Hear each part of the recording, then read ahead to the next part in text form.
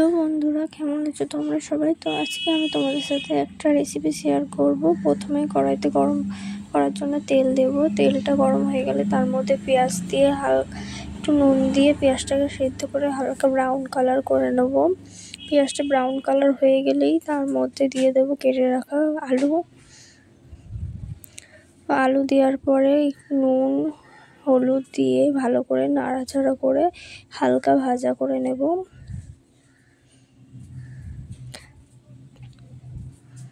তো ভাজা হয়ে আসলেই তার মধ্যে পরিমাণ মতন জল দিয়ে দেব।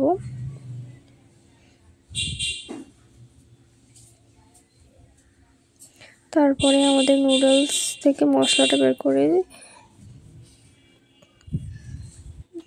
জলের মধ্যে দিয়ে ভালো করে নাড়াচাড়া করে তার মধ্যে আটা নুডলসটাকে দিয়ে ভালো করে রান্না হতে দেব।